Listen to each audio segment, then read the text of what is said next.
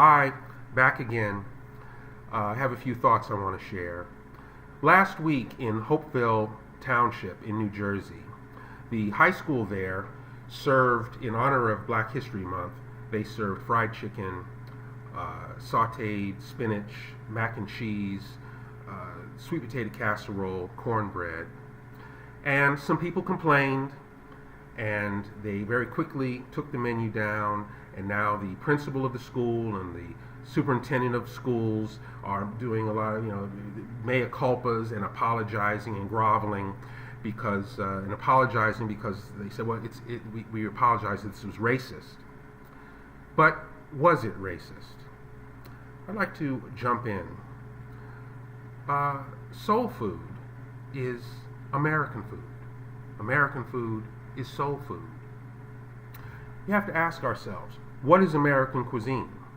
Well, American cuisine is English recipes cooked with French technique using Native American ingredients, cooked with African hands, with African sensibility and African tastes. That's what American cuisine is. And as such, Southern food, Southern cuisine, is the only purely American cuisine. What is soul food? Soul food is Southern food. Soul food is the Southern food that blacks asked for during the Great Migration to the North. The food from home. Soul food is the food that soul brothers and sisters ate after returning from marches and protesting during the Civil Rights Movement of the 50s and 60s, served in churches and in basements of people's homes. So soul food was about community. It was about family and celebration. It was about pride. That's soul food. And soul food is American food. In the same way that you can't discuss American history without discussing black history, because black history is American history, you can't discuss American cuisine unless you discuss soul food, because soul food is American cuisine. But let's look at some of the items that were on the menu. Fried chicken, as it turns out, is not black food. Fried chicken was introduced to this country by the Scots, immigrants from Scotland, who were used to deep frying their chicken in fat. Well, it caught on as they migrated into the South. The dish caught on. But it wasn't until black cooks added seasonings that weren't available in Scotland that the dish really took off and became a staple of Southern food. So the joke, in a way, is true. Blacks added seasoning to the chicken, and that's what made it special. That's what made it soul food, American food. Mac and cheese.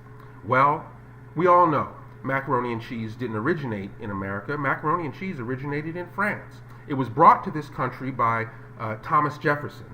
But how many of us really believe that Thomas Jefferson was out in the cookhouse making mac and cheese? No.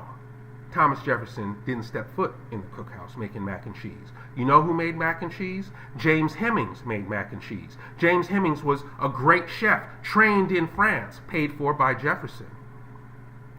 James Hemings, African hands, African taste, African sensibility, created mac and cheese. James Hemings was also the brother of Sally Hemings, who was Thomas Jefferson's great love and his mistress. So when we eat mac and cheese, all of us, when we eat during the holidays, we should all have that sense of pride. This is from us. We made this. Sweet potato casserole. Well, where did that come from? Yams. But yams aren't indigenous to America. They are indigenous to Africa. So again, African tastes influencing Southern cuisine. What about this idea that soul food is just about offal and scraps, the pieces that massa didn't want, the stuff that nobody wants to eat? Well, that's kind of true, but in the same breath, some of that food are delicacies all over the country, all over the world.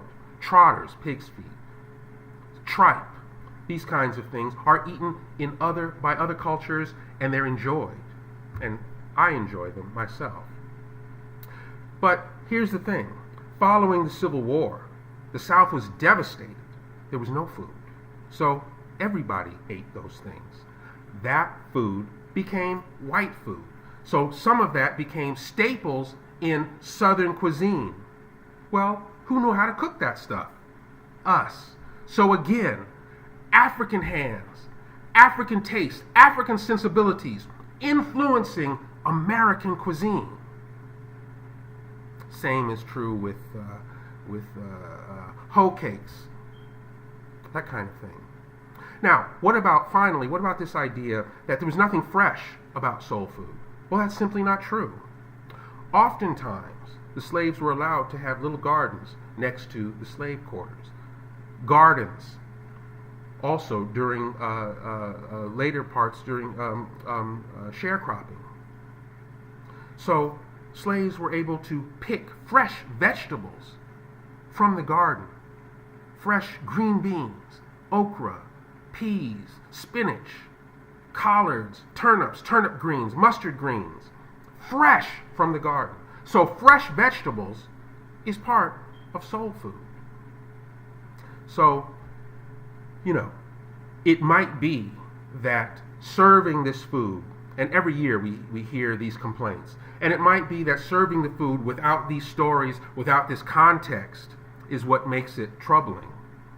But, if you're just complaining because you don't think black people should eat fried chicken and mac and cheese during Black History Month, well, you just don't know your black history.